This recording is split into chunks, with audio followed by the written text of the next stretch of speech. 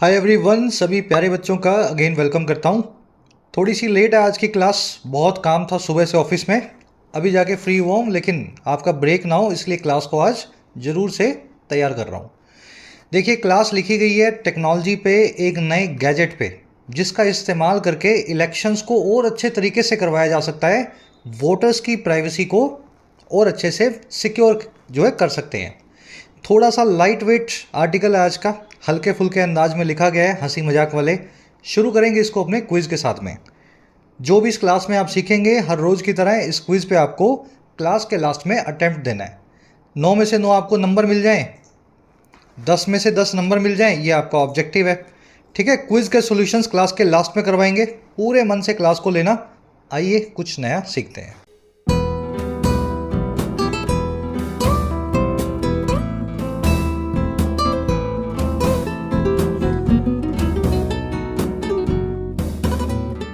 कह रहा है जी, इलेक्शन, गिज्मो, ग्रेप वाइन। ये जो भारी भरकम वर्ड्स आप देख रहे हो ना, ये शुरू में ही है, आगे तो कुछ भी नहीं है इसमें, ज़्यादा मुश्किल आपको लगेगा नहीं। इलेक्शन यानी चुनाव। गिज्मो जो है ना, गिज्मो, ये एक आजकल के ज़माने का चलने वाला वर्ड है। इसका जो पुराना फॉर्म है वो होता है गैजेट। आजकल गैजेट को, यंत्र को, उपकरण को आम बोलचाल की भाषा में अंग्रेजी में बोलते हैं गिज्मो। ठीक है, एक स्पेशल जो गैजेट है किसी काम के लिए जो यूज़ आए। और ग्रेप वाइन एक बड़ा कॉमन सा वर्ड है। ग्रेप वाइन का मतलब होता है इधर की उधर, जिसको आप अफवाह बोलते हैं, या सही वर्ड इसके लिए क्या होता है, जब आप इधर इधर उधर करते हैं ना बातें, किसी के बारे में बात करते हैं, अच्छी बुरी, इसको अंग्रेजी में बोलते हैं गॉसिप या ग्रेप वाइन। कह रहा है जी, इलेक्शन में एक नए उपकरण को, एक नए यंत्र को, एक नए गैजेट को यूज़ करने को लेकर के बहुत सारी अफवाहें चल रही हैं, गॉसिप चल रही हैं, बहुत सारी रूमर्स या ग्रेप वाइन चल रही हैं। समझ गए? चलो, दोनों वर्ड्स को नोट कर लेना। ग्रेप वाइन तो बड़ा कॉमन वर्ड है, आपको देखने को मिलेगा। कह रहा है जी, navigating democracies nuances requires more than just tea parties and clever tech. कह रहा है जो नेविगेट करने का काम है, देखो ये नेविगेट वर्ड का मीनिंग आप कहीं भी देख लो डिक्शनरी वगैरह में, इसका मतलब होता है किसी रास्ते से गुजरना। लेकिन इसको सही मीनिंग अगर आप उसको समझना हो तो मान लीजिए एक समंदर में आप फंसे हुए हैं और बहुत तूफान चल रहा है। अब आप उस तूफान से कैसे निकलेंगे, ये होता है नेविगेट करना। किसी रास्ते से आप जा रहे हैं जहाँ पे बहुत ट्रैफिक है, अब आप उस रास्ते से कैसे निकलेंगे, है ना, बिना देरी किए, इसको कहते हैं नेविगेट करना। तो मुश्किल रास्तों से निकलने को नेविगेट वर्ड से कनेक्ट किया जा सकता है। कह रहा है अगर नेविगेट करना हो डेमोक्रेसी के न्यूआंसेस को, लोकतंत्र की बारीकियों को, सटैलिटी को, न्यूआंस को, कह रहे ये काम जो है ना, इसको रिक्वायरमेंट होती है बहुत कुछ मोर देन, और किसकी, सिर्फ टी पार्टीज और क्लेवर टेक से। टेक यानी टेक्नोलॉजी, क्लेवर यानी स्मार्ट। तो स्मार्ट टेक्नोलॉजी और टी पार्टीज, इनसे बहुत ज़्यादा ज़रूरत होती है अगर आपको डेमोक्रेसी के न्यूआंसेस को, बारीकियों को नेविगेट करना है। तो ये टी पार्टी आप समझते होंगे, चाय की पार्टियाँ, ये चाय की पार्टी की आगे बात करेगा, वो आप उस कॉन्टेक्स्ट में देख लेना। और क्लेवर टेक का मतलब हो गया नई और स्मार्ट टेक्नोलॉजी। तो टेक्नोलॉजी और पार्टियों से डेमोक्रेसी नहीं चलती है, और भी काफ़ी चीज़ें आपको करनी पड़ सकती हैं। नेविगेटिंग आपका सब्जेक्ट है। वर्ब की आईएनजी फॉर्म जीरेंड का काम कर रही है। किसी जगह से गुजरने को बोलते हैं नेविगेट करना, मुश्किल से गुजरने को बोलते हैं नेविगेट करना। और सब्जेक्ट वर्ब की आईएनजी फॉर्म जीरेंड अपनी सिंगुलर वर्ब रखता है, तो वर्ब है यहाँ पे रिक्वायर्स। हमेशा याद रखें, वर्ब की आईएनजी फॉर्म या टू इन्फिनेटिव अगर सब्जेक्ट बन जाए तो उसकी वर्ब हमेशा सिंगुलर होगी, हमेशा जो है, समझ गए ना, सिंगुलर वर्ब को तरह उसको आप जो है कनेक्ट करेंगे। चलिए आगे बढ़ेंगे। जल्दी से इस आर्टिकल की वोकेबलरी पर नज़र डालते हैं। सारे मोटे मोटे वर्ड शुरू में एक साथ देख लो ताकि इसको स्मूथली पढ़ सको। क्लास आपको अच्छी लगती है, कुछ बेनिफिट मिलता है, तो आपके लाइक्स हमेशा इस क्लास के लिए बेनिफिशियल होते हैं। अगर आप एक एस्पायरेंट हैं, किसी एग्ज़ाम की प्रिपरेशन कर रहे हैं और चाहते हैं अपनी इंग्लिश को एक स्टेप आगे ले जाएं, स्ट्रक्चर्ड वे में तैयारी करने के लिए आप ऐप को ज़रूर डाउनलोड करें। YT your English tutor app, आपकी अपने यहाँ पे कमेंट सेक्शन में इसका लिंक रखा गया है। एप्लीकेशन पे आपको मिलेंगे प्रीमियम कोर्सेज, नाम के प्रीमियम कोर्सेज हैं, फीस बहुत कम होती है, अफोर्डेबल होती है। राइटिंग के कोर्स में आप लिखना सीख सकते हैं किसी भी एग्ज़ाम के लिए, ऐसे हो, प्रेसी हो, आंसर राइटिंग हो। इस कोर्स का फ़ायदा लेने के लिए इस कूपन को लगाएं ताकि 499 में अफोर्डेबल कोर्स आपको मिल सके। 50 से 60 घंटे में आप इंग्लिश राइटिंग इस कोर्स के बदौलत सीख पाएंगे। इसी तरीके से आपको यूपीएससी का कोर्स मिलेगा, पूरा माइग्रेशन करवाया जाता है आपको हिंदी मीडियम से इंग्लिश मीडियम में। सारे एस्पेक्ट्स यूपीएससी के कवर्ड हैं। 1350 का एक कोर्स है कूपन के साथ। इसमें सी साइड, answer writing, descriptive, vocab, grammar, हर पोर्शन कवर्ड है इन द कोर्स। इसी तरीके से ऐप पे आपको बैंकिंग और एसएससी के भी कोर्स मिलेंगे, जिसमें बैंकिंग एसएससी के सभी वैरायटी ऑफ क्वेश्चंस को सॉल्व करना, हैंडल करना आपको सिखाया जाता है। ऐप का लिंक कमेंट सेक्शन में है। कोई भी क्वेरी हो, ये नंबर पे आप व्हाट्सएप से टीम से जुड़ सकते हैं और अपनी क्वेरीज को पूछ सकते हैं। ऑलराइट, वोकैब शीट अपनी थोड़ा सा जूम इन कर रहा हूँ मैं। शुरू करेंगे ग्रेप वाइन से। रूमर और गॉसिप को बोलते हैं अफवाह, और गॉसिप के लिए सही वर्ड मैं याद नहीं कर पा रहा हूँ आज। हिंदी में क्या बोलते हैं अपने गॉसिप को? मतलब इस मोमेंट में मुझे याद नहीं आ रहा है। एक्चुअली वर्ड तो बड़ा कॉमन सा है। आप करते हो ना, इसकी बात उसके साथ, उसकी बात इसके साथ, इधर की उधर। तो ये ग्रेप वाइन वर्ड जो है आप ऑलरेडी आर्टिकल में आज देख चुके हैं। The news of the merger reach the market through grapevine. Merger की जो न्यूज़ है वो अफवाहों के जरिए, रूमर और गॉसिप के जरिए मार्केट में पहुंच गई। और कब पहुंची वही मार्केट में? कब पहुंची? Even before the official announcement, official announcement से भी पहले। अफवाहों को या इधर की उधर वाली बात को आप हेयर से या वर्ड ऑफ माउथ भी बोलते हैं। हेयर से वर्ड को याद रखना, ये स्पेसिफिकली तब यूज़ होता है जब आपने किन दो लोगों की बात को सुन लिया या किसी और के जरिए सुना, है ना। जैसे मैंने आपको बताया कि वो आदमी ऐसा कह रहा था उस आदमी से। तो ये जो ऊपर ऊपर की बातें नहीं होती, इनको अंग्रेजी में बोलते हैं हेयर से। चलिए अगला वर्ड अपने पास, डिफाई। डिफाई का मतलब होता है अवहेलना करना, हिंदी में अवज्ञा करना, किसी ऑफिशियल ऑर्डर को, अथॉरिटी को मानने से मना कर देना, चैलेंज करना और डिसरिगार्ड करना। Defying the lockdown, some people were roaming in the streets. Lockdowns के ऑर्डर को डिफाई करते हुए, उसको समझ गए ना, उसको ना मानते हुए कुछ लोग रोम कर रहे थे, घूम रहे थे सड़कों पे। चलिए इसको फ्लाउड करना, स्कॉफ करना, fly in the face of करना भी बोलते हैं। Fly in the face of एक इडियम है किसी चीज़ को, अथॉरिटी को ना मानने के लिए। याद रखना, आज के क्विज में आपसे पूछी हुई है। फ्लाउड इसका कॉमन सा सिनोनिम है। फ्लाउड the norms, फ्लाउड the order, फ्लाउड the commands, है ना। चलिए अगला वर्ड है रेट्रीब्यूशन। रिवेंज को बोलते हैं, बदले को बोलते हैं रेट्रीब्यूशन। और बदले के लिए ये सारे वर्ड्स इस्तेमाल होते हैं, रिवेंज, अवेंज, वेंजियंस और वेंडेटा। ठीक है, तो वेंडेटा नाम का वर्ड आप आर्टिकल में देखेंगे। सम रेडिकल एलिमेंट्स सॉट रेट्रीब्यूशन। कुछ रेडिकल एलिमेंट्स जो थे, कट्टरपंथी जो थे, वो बदला मांग रहे थे, रेट्रीब्यूशन को सीख कर रहे थे। और किसके खिलाफ? Against the professor for his controversial remarks. Professor के खिलाफ उनके विवादास्पद बयानों के लिए, रिमार्क्स के लिए। तो ये चार्ली हेब्डो का केस आपने सुना होगा फ्रांस में, वहाँ से ये सेंटेंस मैंने कनेक्ट करके बनाया है।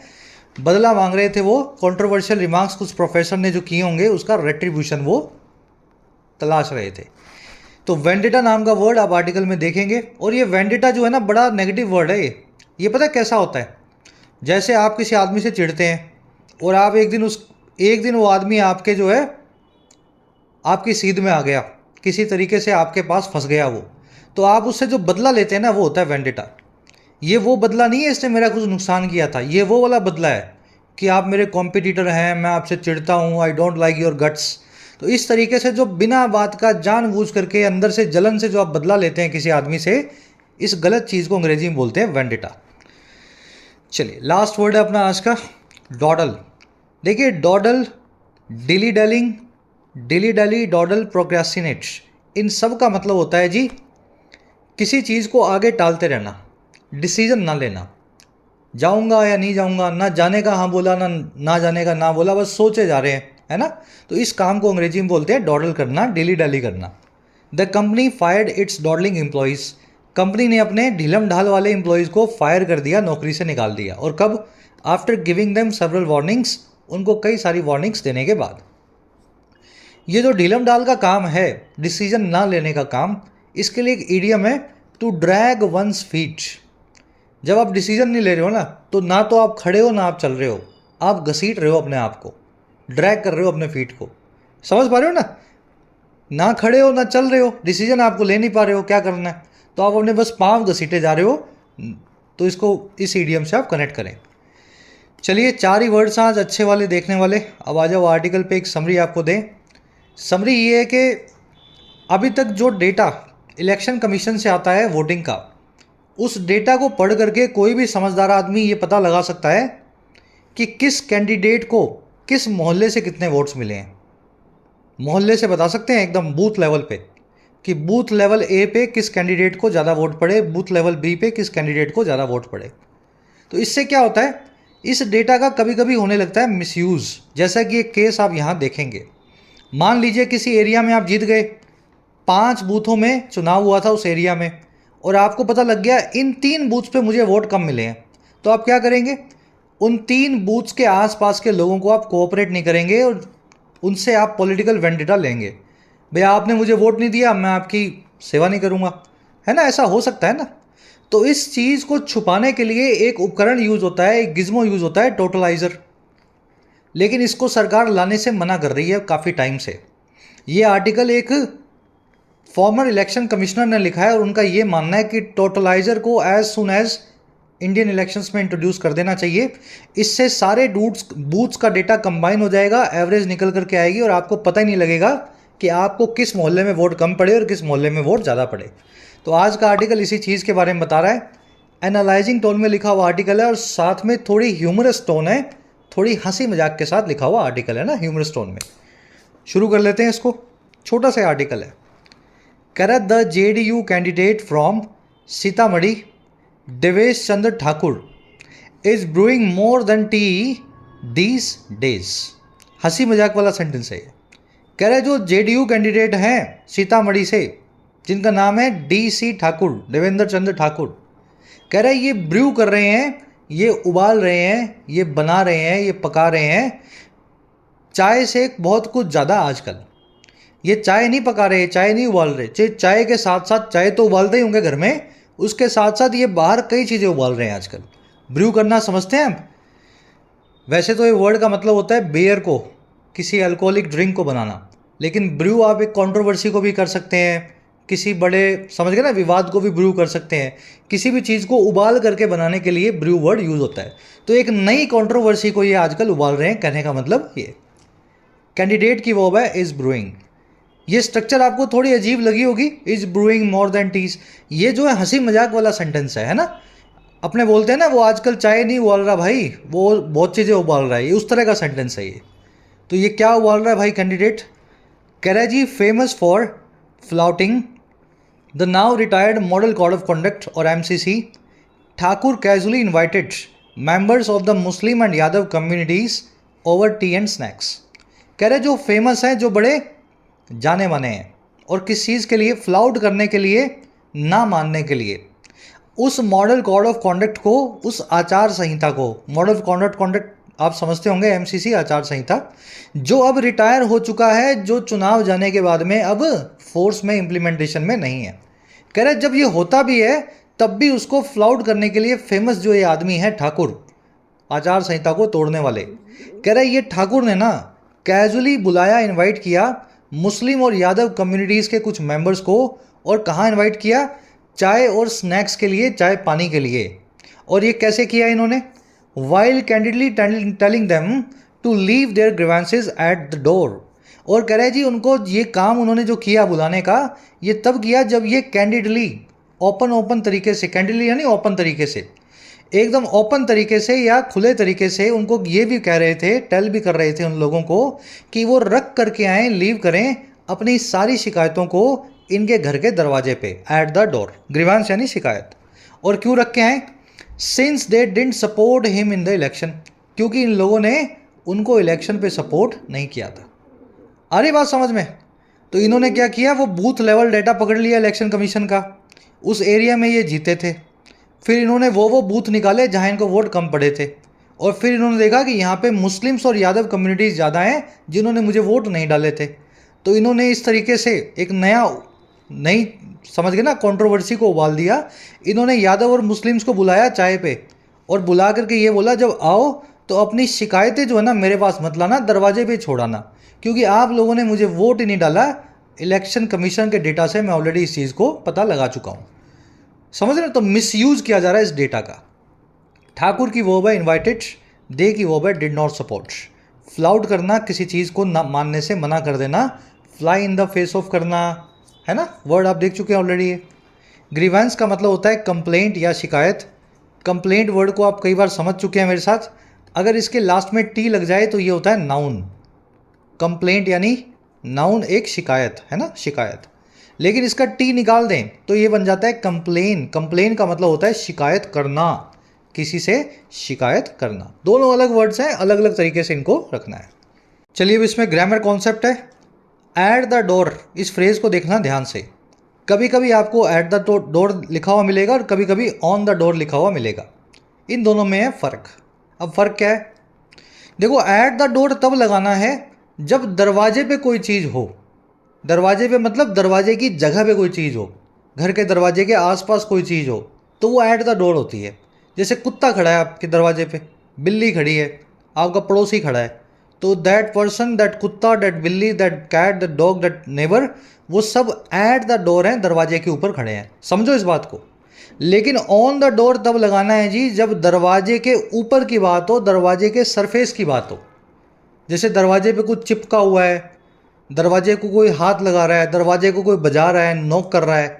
जब दरवाजे की लकड़ी का दरवाज़ा जो है लोहे का, उसके ऊपर कुछ काम हो तब ऑन द डोर लगाना है। बहुत आसान तरीके से समझ सकते हो, लॉजिकल फॉर्मूला मैं आपको बता रहा हूँ। यूज़ करके देखते हैं इस फॉर्मूला को। Someone was waiting on the door या एट द डोर। कोई आदमी दरवाजे पे इंतज़ार कर रहा था। दरवाजे की लकड़ी से टंगा हुआ था, लोहे के दरवाजे से चिपका हुआ था, ऐसा तो नहीं है ना। दरवाजे के ऊपर खड़ा था भाई साहब, तो someone was waiting at the door. Clear है? Someone knocked on the door या एट द डोर, किसी ने दरवाजे पे नॉक किया। अब उस आदमी ने दरवाजे को नॉक किया होगा, दरवाजे को बजाया होगा, है ना, अपनी हाथों से और किसी भी चीज़ से। तो knocked, knocked on the door, दोनों अलग चीज़ें हैं। एट द डोर भी ठीक है, ऑन द डोर भी ठीक है। आपको लॉजिक सीखना है। The landlord posted a notice on या एट द डोर। लैंडलॉर्ड ने एक नोटिस चिपका दिया दरवाजे पे, तो उसने दरवाजे की जगह चिपकाया, दरवाजे पे चिपकाया होगा। देखो, दोनों ही बातें हो सकती हैं, लेकिन ज़्यादा प्रोबेबिलिटी है कि उसने दरवाजे के ऊपर ही चिपकाया होगा, ऑन द डोर। अगर उसने दरवाजे के आसपास चिपकाया है, दरवाजे के बाजू की दीवार पे चिपकाया है, तो आप बेशक एट द डोर लगाएं, उस केस में एट द डोर भी सही होगा। ठीक है, तो इसमें दोनों केस बन रहे हैं। ये एग्जाम में नहीं आएगा, ये ऐसा कन्फ्यूजन वाला केस जो है एग्जाम में नहीं आएगा, उसमें आपको सीधे सीधे बताया जाएगा। लेकिन आपको हर केस पता होना चाहिए। नोटिस को दरवाजे के पास चिपकाया तो एट द डोर, दरवाजे के ऊपर ही चिपका दिया तो on the door. A mysterious package arrived on या एट द डोर। एक नया सा मिस्टीरियस सा पैकेज जो है दरवाजे पे अराइव हुआ, आया, यानी कोई लेकर के आया दरवाजे पे उस पैकेज को। तो दरवाजे पे चिपका के नहीं गया पैकेज को भाई साहब, तो आया है एट द डोर। चलो अब लास्ट में है जी आपका होमवर्क। ही स्टॉप्ड ऑन या at the door and there was a deep scratch on या एट द डोर। तो सिर्फ इतना लिखना है आपको। स्टॉप्ड जो यूज़ करोगे प्रपोजिशन और डोर के साथ में वो लिखना है, और आपको दूसरा अपना जो आंसर है उसको डालना है स्क्रैच ऑन या एट द डोर। जो भी आप लिखना चाहो, है ना, पूरा लिख करके कमेंट्स में डालना। सही होगा गलत होगा कमेंट्स में आपको बताने की कोशिश करता हूँ। एक बार खुद से ट्राई ज़रूर दो, कॉन्सेप्ट आपने सीख लिया है। चलिए आगे बढ़ते हैं जल्दी से। आगे कह रहा है जी, एक मिनट, आगे कह रहा है, कह रहा है जी, mister Thakur statement was our straightforward assertion of a transactional relationship that our democracy has been reduce to. Thakur साहब का जो स्टेटमेंट था ये एक सीधा सीधा असर्शन था, दावा था, एक ट्रांजैक्शनल रिलेशनशिप का, एक हाथ दे दूसरे हाथ लेके रिश्ते का। जो रिश्ता या जिस रिश्ते तक हमारी डेमोक्रेसी रिड्यूस हो चुकी है, जहाँ तक हमारी डेमोक्रेसी जा पहुँच चुकी है। डेमोक्रेसी का मतलब ये बिल्कुल नहीं है कि आप एक हाथ दे और एक हाथ ले। अगर आप किसी एरिया से जीते हो तो जिस आदमी ने वोट दिया है आप उसके लिए भी जीते हो, और जिसने नहीं दिया है आप उसको भी अपनी सेवाएं देंगे, आप उसकी भलाई के लिए भी काम करेंगे, है ना। ऐसा थोड़े ना कि पीएम मोदी, मैंने वोट नहीं दिया है पीएम मोदी को तो मेरा पीएम नहीं है। अरे भाई साहब, पीएम सभी के हैं, पूरे देश के पीएम है। तो ये जो इन्होंने करके दिखाया है यहाँ पे देवेंद्र चंद्र ठाकुर ने, ये एक ट्रांजैक्शनल रिलेशनशिप बना रहा है। जिसने वोट दिया है मैं उन्हीं का भला करूँगा, ये गलत बात है, ऐसा नहीं होना चाहिए। चलिए, स्टेटमेंट की वर्ब है वॉज, डेमोक्रेसी की वर्ब है has been reduced, passive voice लगा गया है डेमोक्रेसी के लिए, हैज़ बिन प्लस में वर्ब की थर्ड फॉर्म। ठीक है। ट्रांजैक्शनल रिलेशनशिप जो है, एक हाथ दे और एक हाथ ले, इसके लिए बहुत सारे वर्ड्स हैं अपने पास, फ्रेजेस हैं। पहला वर्ड है क्विड प्रो क्यो, बड़ा कॉमन सा वर्ड है, एग्जाम से बहुत आया होगा, फिर आएगा, देखना, याद रखना इस फ्रेज को। फॉरेन वर्ड है क्विड प्रो क्यो, एक हाथ दे दूसरे हाथ ले। और दूसरा क्या है, ऐसी रिलेशनशिप को बोलते हैं सिम्बायोटिक रिलेशनशिप। तभी तक चलेंगी जब तक फायदा हो रहा है दोनों पार्टीज का, जहां फायदा बंद रिश्ता खत्म। चलिए आगे बढ़ते हैं। कह रहा है जी, Thakur's blunt approach didn't sit well with the JDU PR machine और द डिफीटेड आरजेडी। ठाकुर की जो सीधी सीधी ब्लंट सी अप्रोच है, ब्लंट का मतलब होता है जिसमें शार्पनेस ना हो, एकदम वैसे बोलते हैं ना, वो मोटे दिमाग की चीज़ हो गई जिसमें बहुत ज़्यादा स्मार्टनेस ना हो। कह रहे ठाकुर साहब की जो ये मोटे दिमाग की अप्रोच थी, बिना स्मार्टनेस वाली अप्रोच थी, खुलेआम ऐसा बोलने की, ये सिट वेल नहीं की, ये बिल्कुल ठीक से जा करके नहीं बैठी। और किन लोगों के साथ, जेडीयू की पीआर मशीन के साथ, इनके प्रमोशन की जो मशीन है उसके साथ, और या फिर उस डिफेटेड आरजेडी पार्टी के साथ में, यादव जी वाली, तेजस्वी यादव वाली, which reminded him that elected representatives are suppose to work for everyone. कह रहे ये वही आरजेडी है जिसने रिमाइंड भी किया, इनको याद भी दिलाया कि चुना हुआ प्रतिनिधि जो है वो सपोज्ड होता है, वो एक्सपेक्टेड होता है कि वो काम करेगा हर एक के लिए, for everyone, not just their fan club, ना केवल सिर्फ अपने फैन क्लब के लिए, अपने लॉयल सपोर्टर्स के लिए। तो इनकी अप्रोच से क्या हुआ, जेडीयू ने भी इनको फटकारा, और आरजेडी जो इनके सामने हारने वाली पार्टी थी, उन्होंने भी इनको याद दिलाया कि ये आप डेमोक्रेसी को वायलेट कर रहे हैं ऐसी बातें करके। अप्रोच की वर्ब है डिड सिट, विच की वर्ब है रिमाइंडेड, विच आया है आरजेडी के लिए, है ना। रिप्रेजेंटेटिव्स की वर्ब है are supposed. When you are suppose to do something, तो उस काम को करने के लिए आपसे आशा की जा रही है, you are expected to do that जो है थिंग, है ना। You are suppose to work hard, आपसे ऐसी आशा की जाती है कि आप मेहनत करेंगे। A doctor is suppose to cure the patients, doctor से आशा की जाती है कि वो रोगियों का इलाज करेगा। तो इस सपोज्ड वर्ड को आप बोलचाल की भाषा में यूज़ कर सकते हैं। कह रहे this little hiccup highlights a core democratic principle. कह रहा है छोटी सी जो हिकअप आया है, हिकअप क्या होता है, हिचकी। देखो वैसे तो फिजिकल फॉर्म में हिचकी हो गई, लेकिन जब आप कोई गलत बात बोल देते हो ना, मिस स्टेप कर देते हो, कोई गलती कर देते हो, जानबूझ के नहीं, हो गई आपसे, तो उसको भी हिकअप बोलते हैं। कह रहे जो हिकअप आया है इनकी वजह से, ठाकुर की वजह से, ये हाईलाइट करता है एक कोर डेमोक्रेटिक प्रिंसिपल को, एक आधारभूत लोकतांत्रिक जो है सिद्धांत को। और वो सिद्धांत क्या है, voting should be free from promises of tea parties और threats of cold shoulders. Voting जो है वो फ्री होनी चाहिए, आज़ाद होनी चाहिए इन प्रोमिसेस से, इन वादों से जो है चाय पानी की सेवा का, टी पार्टियों का, और उन थ्रेट्स से, उन चुनौतियों से, उन धमकियों से जो है कोल्ड शोल्डर्स की नज़रअंदाज किए जाने की। वोटिंग करने से पहले वोटर को ना तो किसी चीज़ का लोभ होना चाहिए कि मेरे को चाय पानी मिलेगा, शरबत मिलेगी वोट करूँगा तो, और ना उसको डर होना चाहिए कि मैंने इस आदमी को वोट नहीं किया तो मेरा नुकसान होगा। ये कोर प्रिंसिपल है डेमोक्रेसी का। हिकअप की वर्ब है हाइलाइट्स। हिकअप मैंने आपको बता दिया, हिचकी या एक ग्लिच प्रॉब्लम, जो कोई आप गलत काम कर देते हैं छोटा मोटा, हिकअप कहलाता है। वोटिंग की वर्ब है शुड बी। कोल्ड शोल्डर जो है ना, देखिए अगर आपको कोई हेल्प मांगे और आप उसको कंधे झटका करके, है ना, उसको बोल दो भाई मैं नहीं करूँगा, मैं तुझे जानता ही नहीं हूँ, करते हैं ना कुछ लोग, वक्त पड़ने पे सभी कर देते होंगे। तो ये जो कोल्ड शोल्डर होता है ना, ये वही है। अचानक से किसी को नज़रअंदाज कर देना, पहचानने से मना कर देना, जहाँ आपका इंटरेस्ट ना हो उस आदमी को पीछे छोड़ देना। तो ये कोल्ड शोल्डर जो है, इस फ्रेज़ को आप नेग्लेक्शन से या इग्नोर करने से जोड़ करके रखें। आपने शोल्डर जो है एकदम कोल्ड तरीके से अपने कन्नों को झटका दिया, है ना। कह it's precisely to avoid such vendetta politics. कह रहा है जी ये प्रिसाइजली इसलिए है, ये जो काम है प्रिंसिपल, ये सटीक तौर पे प्रिसाइजली इसलिए है, इट इज़ प्रिसाइजली, कि अवॉइड कर सकें ऐसी रेट्रीब्यूशन वाली पॉलिटिक्स को, बदले की भावना वाली पॉलिटिक्स को। That the voting process was design to be as secretive as a magician's trick. और इस चीज़ को भी, कि जो वोटिंग की प्रोसेस है वो डिज़ाइन की गई थी कि वो इतनी सीक्रेटिव हो, इतनी गुप्त हो, जैसे एक मैजिशियन की ट्रिक्स हुआ करती हैं, जादूगर के खेल हुआ करते हैं। और कैसे हुआ कैसे था ये?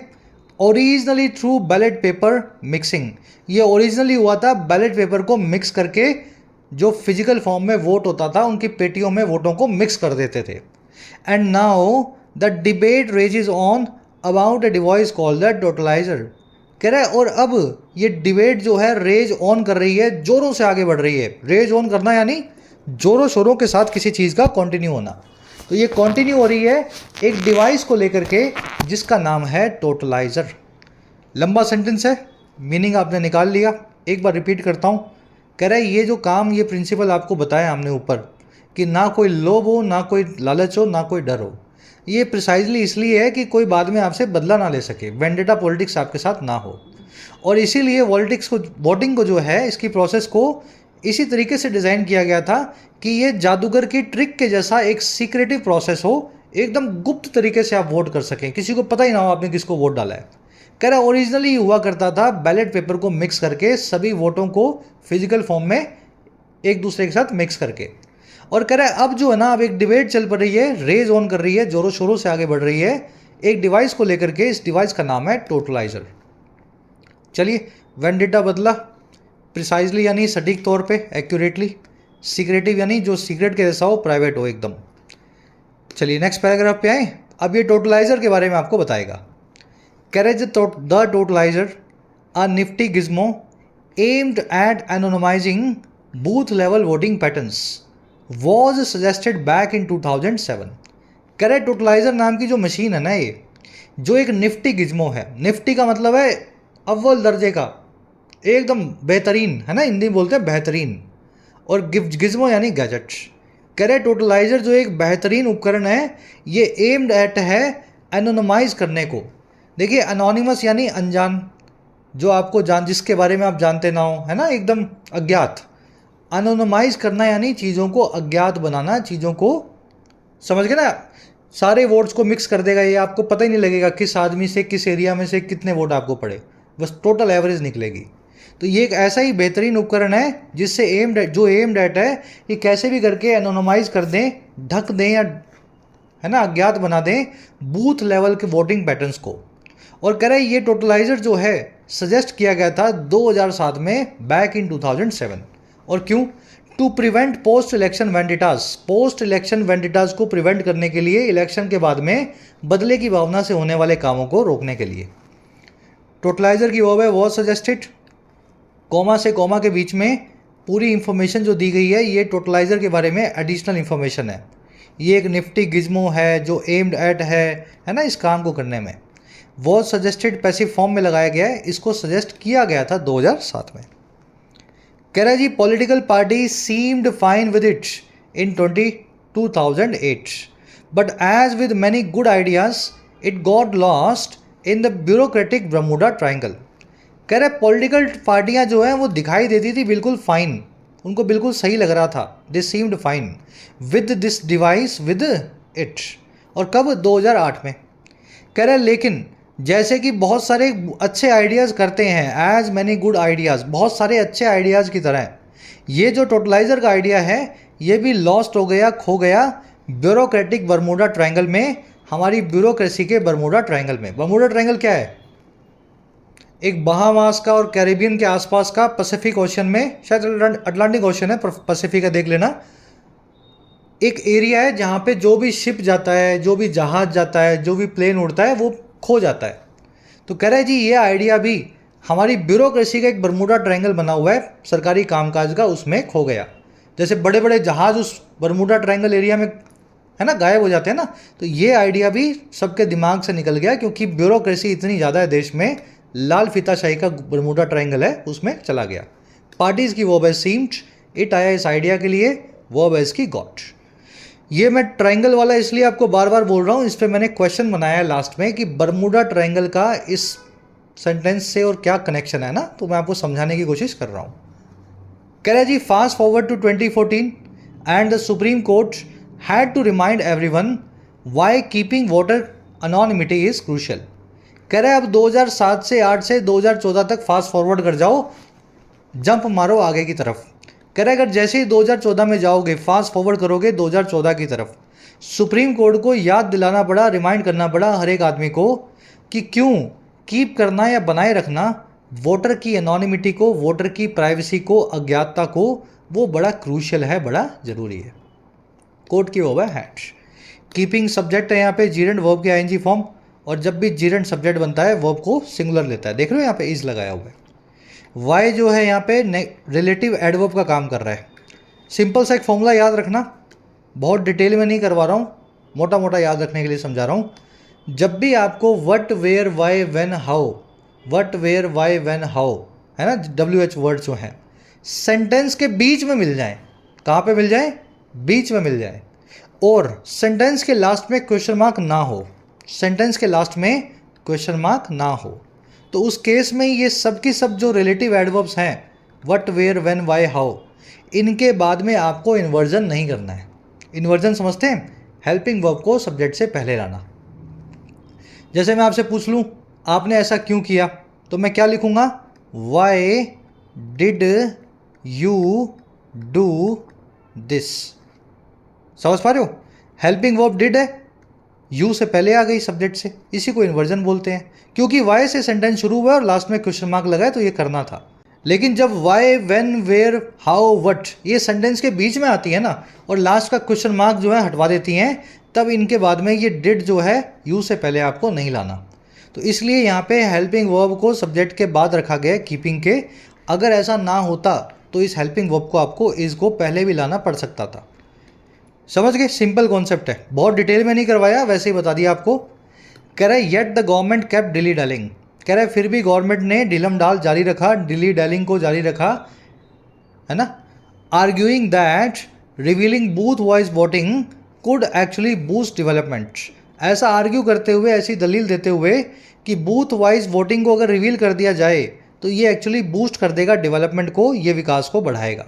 तो सरकार इस तरीके से बहानेबाजी करती रही, और इस गिज्मो को, डिवाइस को सुप्रीम कोर्ट के कहने के बाद भी इन्होंने इम्प्लीमेंट नहीं किया।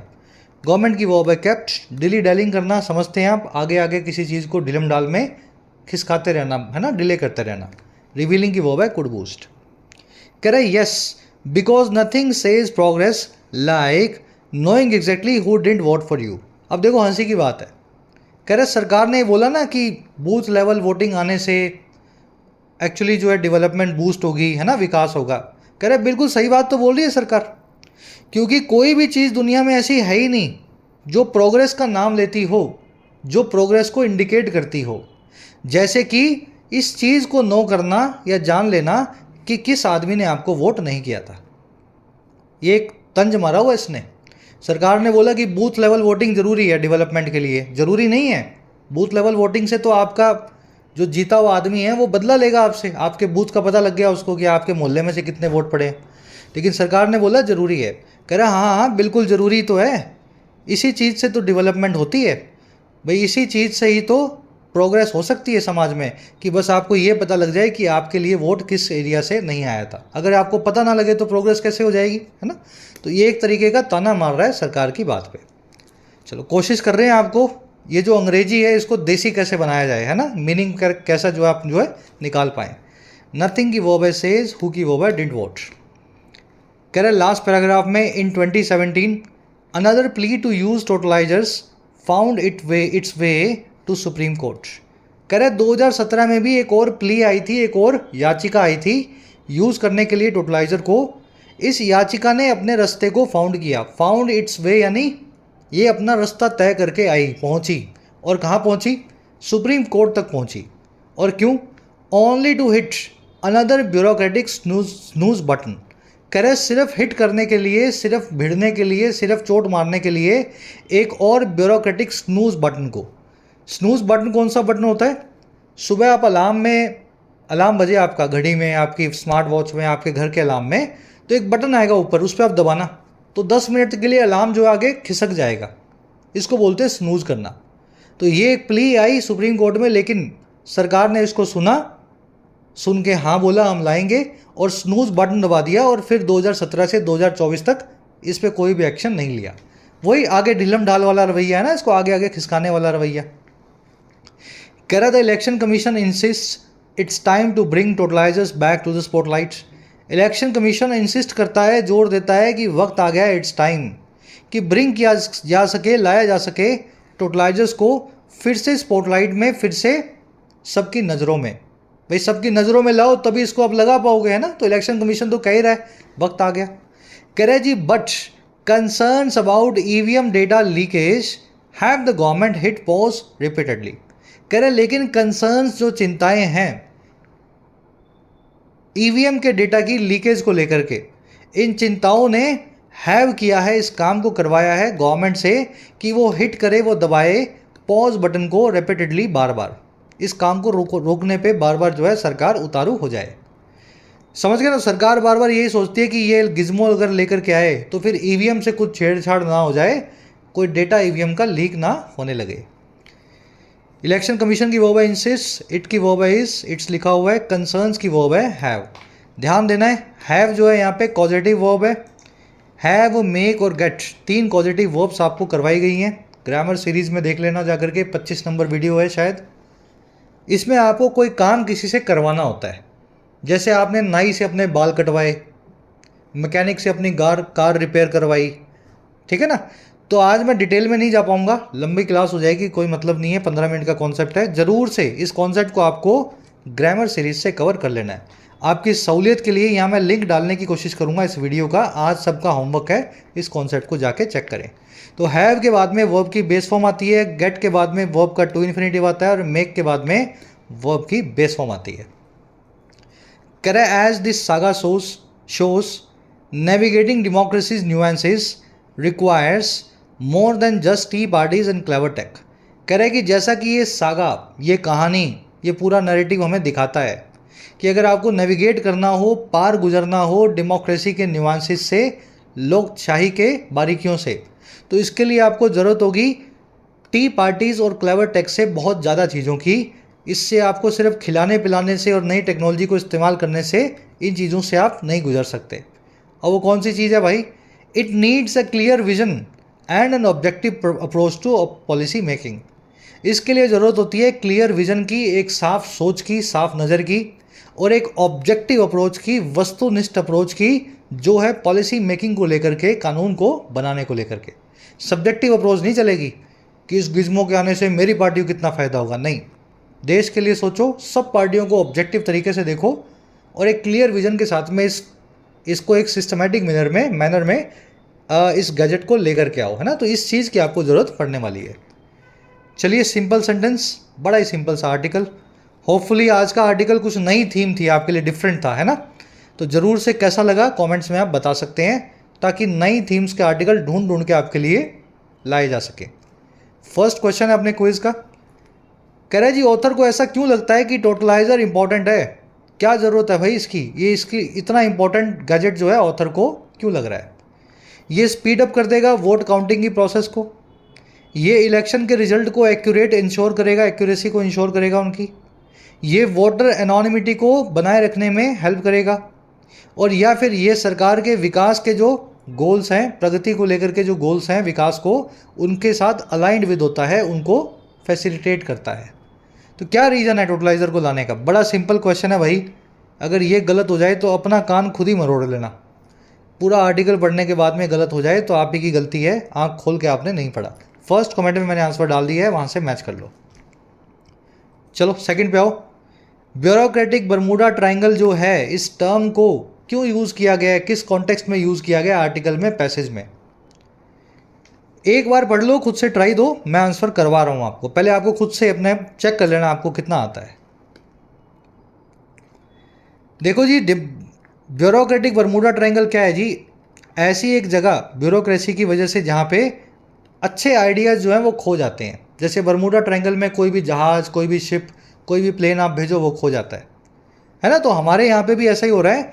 इफ़ेक्टिव आइडियाज़ जो हैं सरकार की लाल फीताशाही की वजह से, ब्यूरोक्रेसी की वजह से, वो है ना, they get lost, they get disappear. चलिए, बी बनेगा आंसर सेकंड में। ग्रेप वाइन का मीनिंग पूछा है, अच्छे से आता है। Fly in the face of already करवा चुके हैं। डिली डैली करना क्या होता है? रेज ऑन फ्रेजल वर्ब आई थी, याद होगा आपको अच्छे से। क्विड प्रो क्यो, इस फ्रेज का मीनिंग आपसे पूछा है। और लास्ट में पूछा है जी कोल्ड शोल्डर ठंडा कंधा क्या होता है? Cold shoulder. तो ज़रूर से मेरे ख्याल से सही करोगे आंसर्स इनके। 5 क्वेश्चंस हैं, देख लेना 6 क्वेश्चंस। फर्स्ट कमेंट में, इसी वीडियो के फर्स्ट कमेंट में आंसर्स रखे गए हैं। लास्ट में मिलेंगी 2 एरर्स। पहली आपको एरर मिल सकती है इस फ्रेज में, मिल सकती है, ठीक है। और दूसरी आपको मिल सकती है इस फ्रेज में या इस वर्ड के आसपास, ढूंढ लेना। आउट ऑफ 10 कितने मार्क्स मिले इस वीडियो के फर्स्ट कमेंट से चेक करके बताना। कल आपसे लेंगे मुलाकात कल के सेशन में। क्लास कैसी लगी आज की? हल्की फुल्की थी? पूरी देखने वाले बच्चे देख दिया करो, लिख दिया करो लास्ट में सर पीडी पूरा देखा। और क्लास में सब समझ में आया हो, थीम अच्छी लगी हो तो पीडीआई लिखा करो सर, देखा भी और इंटरेस्टिंग भी लगा, ताकि इन क्लासेस को मैं कंटिन्यू कर सकूं। अंटिल देन कल आपसे लेंगे मुलाकात कल की क्लास में। जिन बच्चों को कोर्सेज की ज़रूरत है, एक्स्ट्रा क्लासेस की ज़रूरत है, you can take the benefits of the courses. Application को डाउनलोड करें, YT ऐप को। आपको राइटिंग का, SSC का और बैंकिंग का, इनफैक्ट UPSC का भी कोर्स मिल जाएगा। अफोर्डेबल कोर्सेज हैं, मेहनत करना चाहते हैं तो ऐप को डाउनलोड करें। कमेंट सेक्शन में लिंक रखा गया है, you can take the benefits. चलिए, अंटिल देन साइनिंग आउट।